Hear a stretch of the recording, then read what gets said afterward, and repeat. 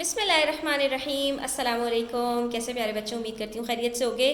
یہ نردبان اردو ہے آپ کی، اور آج ہم کر رہے ہیں ہم آواز الفاظ۔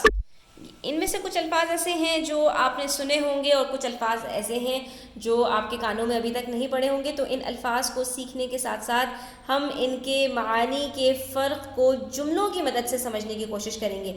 یعنی کہ ایک ایسے لفظ، وہ الفاظ جو لکھنے میں بھی مختلف ہیں، یعنی ان کا املا مختلف ہے، ٹھیک ہے، اور ان کے معانی بھی مختلف ہیں، وہ الگ جگہوں پر استعمال کیے جاتے ہیں، صرف اور صرف ان کے اندر جو یکسانیت ہے وہ ہم آواز ہونے میں ہے۔ یعنی ان کو جب پکارا جاتا ہے، ادا کیا جاتا ہے، بولا جاتا ہے، تو وہ بولنے میں ایک جیسے معلوم ہوتے ہیں۔ جیسے کہ لفظ صدا، ٹھیک ہے، صدا اور صدا، تو یہ دونوں بولنے میں ایک جیسے ہیں۔ لیکن جو پہلا لفظ ہے صدا، سین کے ساتھ ہے، اس کا مطلب ہوتا ہے ہمیشہ، جبکہ صوت کے ساتھ جو صدا ہے اس کا مطلب ہے آواز لگانا، ٹھیک ہے۔ تو دونوں کے درمیان میں فرق ہے، اور یہ جملوں میں فرق زیادہ واضح ہو جاتا ہے۔ تو آج کا سبق ہم شروع کرتے ہیں، اور آ جائیے صفحہ نمبر 59 یعنی 59 کے اوپر، اور میرے ساتھ ساتھ جملے بناتے جائیے۔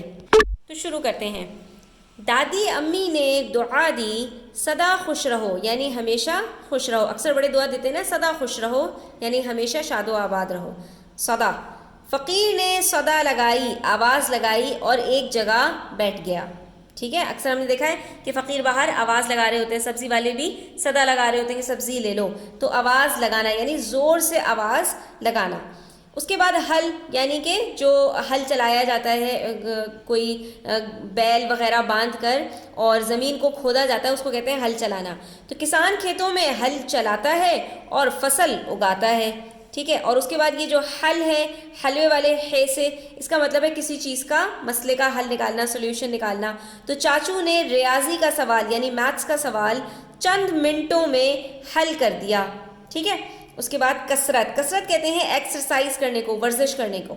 حفظ صحت یعنی صحت کی حفاظت کے لیے اور جسمانی بہتری کے لیے کثرت بہت اہم ہے، جو کہ آج کے بچوں سے نہیں ہوتی۔ اچھا جی، اور سے کے ساتھ جو کثرت ہوتا ہے، اس کا مطلب ہوتا ہے بہت زیادہ مقدار میں ہونا، abundance of something۔ ہمیں کثرت سے یعنی بہت زیادہ استغفار اور توبہ کرنی چاہیے، اللہ تعالیٰ سے کثرت سے معافی مانگنی چاہیے۔ اس کے بعد یہاں پر ہے ہمارے پاس اگلا لفظ حال اور پھر حال، یہ بھی حلوے والا ہے، اور پھر جو ہمارے پاس دو چشمی ہے ہوتا ہے اس کے ساتھ ہے۔ حال کا مطلب حال چال، آپ کی حالت کیسی ہے۔ تو میں نے دادا جان کو سلام کیا اور ان کا حال دریافت کیا، یعنی ان کا حال پوچھا، آپ کے حال احوال کیسے ہیں، حال چال ٹھیک ہیں۔ اور یہ جو حال ہے اس کو انگلش میں کہتے ہیں ہال، یعنی کہ ایک بہت بڑا سا کمرہ۔ تو آج سعدیہ کے لیے پورا ہال تالیوں سے گونج اٹھا، ٹھیک ہے۔ لکھتے اس کو حال ہیں لیکن پڑھتے اس کو ہال ہیں، ٹھیک ہے۔ اس کے بعد ہے کابل اور قابل، تو صرف کاف اور قاف کا فرق ہے، ٹھیک ہے۔ بولنے میں بھی اکثر لوگ اس میں غلطی کرتے ہیں، تو یہ کاف باریک بولا جاتا ہے اور قاف موٹا بولا جاتا ہے، ٹھیک ہے۔ تو کابل کون سا ہے؟ یہ افغانستان کا شہر ہے۔ تو کابل افغانستان کا دارالحکومت اور سب سے بڑا شہر ہے، جیسے پاکستان کا اسلام آباد دارالحکومت ہے، کیپٹل سٹی۔ اور قابل کسی چیز کی قابلیت ہونا، کسی چیز کی صلاحیت ہونا، تو اس کو کہتے ہیں قابل۔ پاکستان میں قابل لوگوں کی کوئی کمی نہیں، یہ تو ہم سب جانتے ہیں، ٹھیک ہے۔ اس کے بعد آ جائیے عام اور عام، الف مد آ کے ساتھ اور عین کے ساتھ، ٹھیک ہے۔ تو الف مد آ عام آپ سب جانتے ہیں، منو اور چنو نے باغ سے آم توڑ کر کھائے۔ اور عام کا مطلب جو چیز کامن ہو، جو چیز خاص نہ ہو، خاص کا متضاد ہے یہ۔ تو بادشاہ نے دعوت میں ہر خاص و عام کو بلایا، یعنی ہر ایک کو مدعو کیا۔ مدعو کا مطلب ہوتا ہے دعوت میں بلانا۔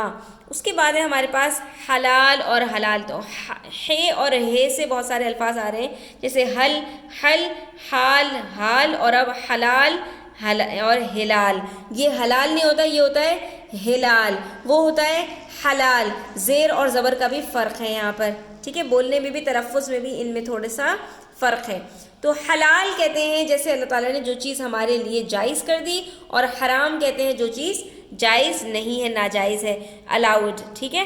تو اللہ تعالیٰ نے حلال رزق میں بڑی برکت رکھی ہے جو کہ حرام میں نہیں ہے۔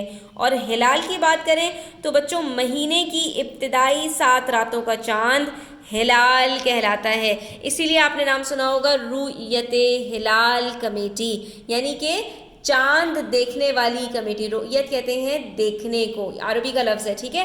تو مہینے کے جو ابتدائی 7 راتوں کا چاند ہوتا ہے نا، جب مہینہ شروع ہوتا ہے، چاند نکلتا ہے اور اپنے نئے مہینے کی آمد کی اطلاع دیتا ہے، تو وہاں پر جو پہلے دن سے لے کر پہلی رات سے لے کر 7ویں رات تک کا چاند ہوتا ہے اس کو ہم ہلال کہتے ہیں، کیونکہ وہ بہت ہی باریک ہوتا ہے۔ پہلے بہت باریک ہوتا ہے کہ صرف ایک باریک سی لکیر ہوتی ہے، اور پھر تھوڑا بڑا ہوتا ہے تو اتنا جو ہے وہ بڑا ہوتا چلا جاتا ہے۔ تو 7 راتوں تک کا جو چاند ہے وہ ہلال کہلاتا ہے، اور اس کے بعد باقی 7 راتوں کا جو چاند ہوتا ہے وہ قمر کہلاتا ہے، ٹھیک ہے؟